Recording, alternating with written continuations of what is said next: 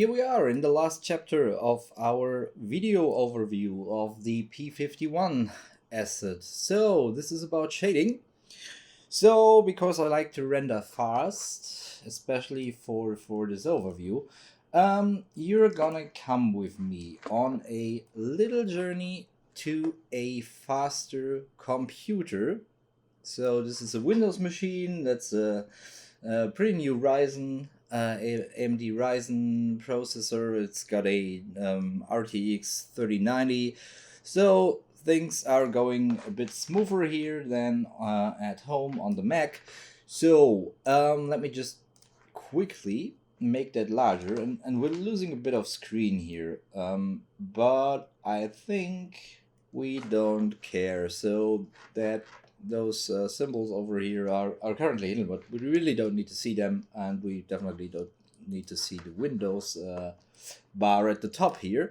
So that's kind of like, yeah, I guess that's gonna work. So there might be some compression artifacts here and there, because this is a TeamViewer connection, and maybe it's slow at sometimes, so actually shouldn't be, because internet is pretty fast here. But yeah, things might be a little lossy compressed on the way, but I think that's not that much of a problem. You will probably be able to see everything, and definitely if I try to not move the mouse too much, things should clear up pretty fast. So where do we want to start? So since this is about shading, I've changed a few things in our little demo scene here. I imported some other lights from the turnarounds I've rendered. I've hidden the ground for primary camera rays, so that we don't see it in the rendering. I've switched to GPU and put the samples to 6 and 8. It would put that higher, it would just continue rendering in the background anyway. But anyway, that's kind of like what I changed, and yeah, we really don't need to have this here. Motion blur is turned off. We don't need that, and yeah, let's just do a little quick test render with the first light setup, which is just a warm HDRI, before diving deeper into the shading networks of our little plane here. I'm gonna take a look at UV mapping and the textures before going into the actual Arnold shaders. So let's give Arnold just a little bit of time here. So will have to dock this window somewhere later, and we are gonna see how we're gonna work with our screen real estate here, because once the hypershade is open, things are gonna get a little bit messy. I'm used to working on 2 monitors, so on one monitor, which I of course have to use so that you can see everything, things tend to pile up, and you're always having a problem to arrange your windows in any meaningful way. But yeah, we'll manage. So this is the very first rendering of our P51 in the warm light setup. So let me just turn around here very quickly, and yeah, that's basically what it looks like rendered on a sunny day.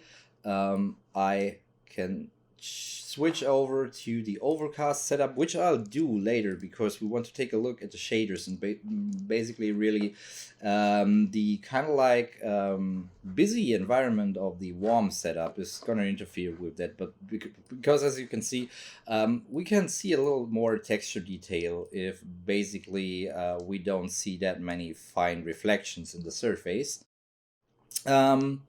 So that's that. I can move a little bit closer here so we can take a look at some of the details, like something like the fuel cap here, so that you get a first impression on maybe how close you can get, or yeah, you can get pretty close, but you can't get too close to that asset. But this is this distance works fine, so I wouldn't move that much closer. Although the one thing you definitely can move closer to, and please update, The one thing that you definitely can move a little bit closer to is the cockpit. So let me just quickly hide the canopy here and maybe even switch back to the warm light setup. So I hope Arnold doesn't crash while recording this. So it's not that much of a problem if it does, and it's become, even on the GPU, pretty stable. So I seldomly get hard crashes anymore, which was really much of a problem at the very beginning. And even on CPUs, you sometimes get crashes when updating certain things, especially displacement. But they've worked a lot of that, and it's very stable. And Arnold in general is a pretty stable renderer, so actually I don't know any other renderer that is as stable. Well, maybe RenderMan, but pretty much all of the others are pretty. And Mantra in Houdini, obviously. So that's pretty much the most stable thing I've known. But Houdini in general is. So as you can see, you can get pretty close to the cockpit. So since I wanted to have a cockpit, I decided to give it a little bit of love in the shading department. It's certainly not photorealistic in the way that you can put a camera in there and just use it as it is, but you could probably do a shot from within where the old foreground is kind of like blurred by the depth of field, and you see a plane flying in front of the other plane. So that's definitely something you could do with the asset if you needed to. But yeah, you can move pretty close right here. So that's how that looks. So yeah, I kind of like the views from within the cockpit. It looks quite nice. If you use a small focal length, you can get some pretty interesting perspectives right there. So let me just unhide the canopy here again, and I'd like to move it back to its initial closed position right there.